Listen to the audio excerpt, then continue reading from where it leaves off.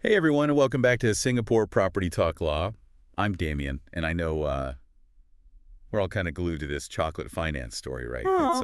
It's setting ripples through our little red dot. Definitely. It's been a roller coaster. It has. So for you listening out there, we're diving deep into what really happened with chocolate finance. Right. Particularly that sudden halt on instant withdrawals. Yeah. That's got everyone buzzing. Yeah. Now, you've been knee-deep in the news and the user chatter. I have. What's the headline here? What went down? Well, imagine this. A platform promising you sweet returns and the freedom to pull out your cash anytime suddenly hits the brakes. Oh. That's the situation a lot of chocolate finance users found themselves in. Yeah. And it's triggered a wave of panic. I bet. It's like that moment you realize your go-to Kopi stall is closed with no warning. Not a good feeling. What? Huh. So walk us through what led to this. Right. What was the trigger that sparked this rush for the exit? It all started with a partnership that on the surface seemed too good to be true. Okay.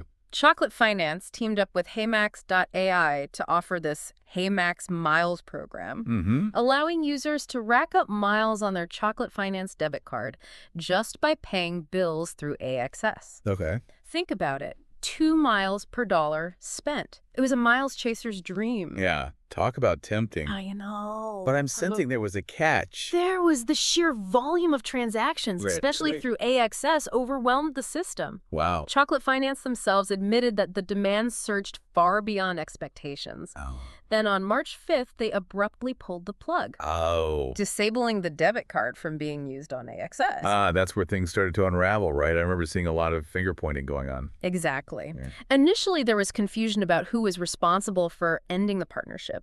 Chocolate Finance seemed to imply that AXS was the one who pulled the plug, leading to frustration among users. But then AXS issued a statement clarifying that they actually acted at Chocolate Finance's request. So a classic case of miscommunication and a public relations snafu. Yeah, exactly. But how did this escalate to a full-blown panic? Right. And people scrambling to get their money out? It was a perfect storm of factors. Okay. You had the initial confusion and frustration around the AXS debacle. Then negative reviews started popping up on social media and online forums like Reddit and Hardware Zone.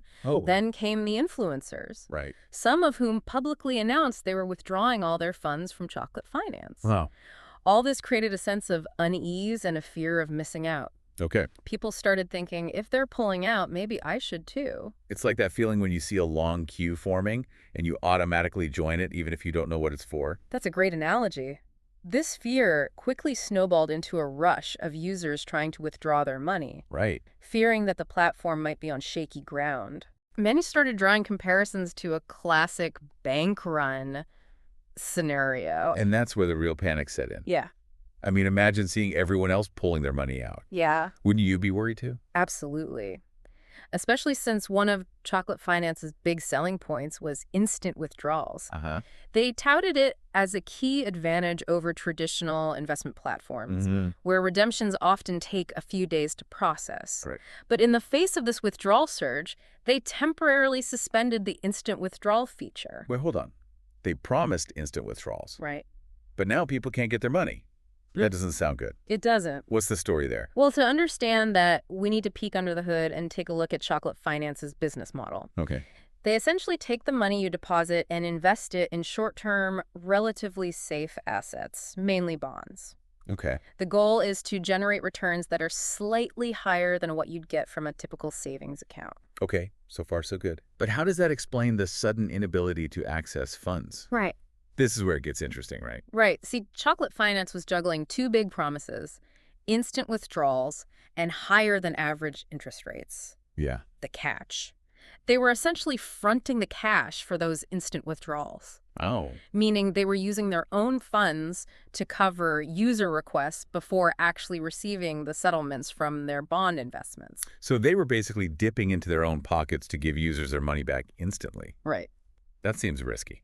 It is, and it's a model that only works as long as the inflow of new deposits exceeds the outflow of withdrawals. Right. But as we've seen, once confidence starts to erode and users begin withdrawing en masse, that system can crumble pretty quickly. It becomes a house of cards. And that's exactly what happened. Right. The AXS issue shook that confidence, triggering a cascade of withdrawals that Chocolate Finance simply couldn't keep up with. That's right. And that brings us to the million-dollar question, or perhaps the billion-dollar question in this case. Yeah. Is the money safe? That's a valid concern, and that's what we'll tackle next. Okay, stay tuned. Stay tuned. Okay, Serene, let's get to the heart of the matter. What's the situation with the money that's tied up in chocolate finance? Are users going to see their hard-earned savings disappear? Well, the good news is that chocolate finance, being regulated by the MAS, is required to keep user funds separate from their own. Okay. Think of it like this. You deposit your cash in a special vault, let's call it the custodian account, Right. and it's held by a reliable security guard. In this case, institutions like HSBC. So even if chocolate finance were to, let's say, stumble, the money is still protected because it's sitting safely with HSBC. That's the idea, Damien. This custodian account structure acts like a safety net. Even if chocolate finance were to face difficulties, theoretically, your money shouldn't disappear. It's ring-fenced. That's reassuring, but I'm sure there's some buts here. It's not like you can just waltz into HSBC and demand your cash back, right? You're right, it's not that simple. While the custodian account offers a layer of protection, there's still a lot of uncertainty around how long it might take to actually get those funds back if chocolate finance were to, say, hit a major roadblock. It could be a long and winding road, potentially involving legal processes and the selling off of assets. Plus, there's always the possibility of unforeseen complications. Okay. So it's a waiting game with no clear timeline. Not exactly the kind of news that puts people at ease. It makes you think, what happens if everyone rushes to withdraw their money at the same time? Has this custodian account system ever been truly tested on such a large scale, especially with a fintech platform? That's a great question, Damien, and to be honest, it's uncharted territory. We're in a new era of finance, and the regulations are still catching up. There are a lot of unknowns here, but that's why this whole situation is a wake-up call. It highlights the importance of understanding the risks involved, even with seemingly safe platforms.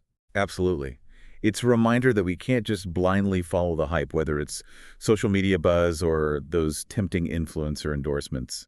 Shifting gears a bit, what does this entire saga tell us about the broader world of fintech and investing in these rapidly growing platforms? What red flags should we, the listeners, be on the lookout for? What's fascinating is how quickly things can change in the fintech landscape. Right. One day, a platform is a darling of investors and users. The next, it's facing a crisis of confidence, and often the warning signs are there if you know where to look. So play detective for us. What are some of those warning signs? What should we be paying attention to? One major red flag is the promise of exceptionally high returns, especially when coupled with claims of low or no risk.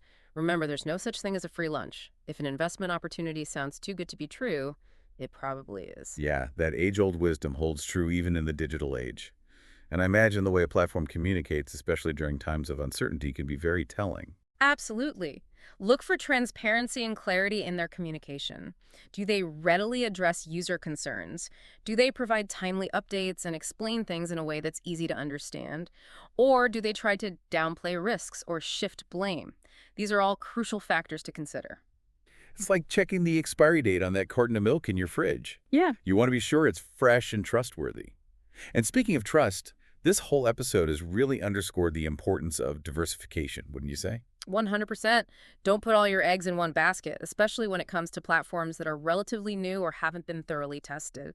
Spreading your investments across a range of asset classes and platforms can help you manage risk more effectively. So in essence, don't go all in on that new trendy Q-stall just because everyone's raving about it. Spread the love, explore different options, and maybe stick with some of those tried and true classics. Exactly.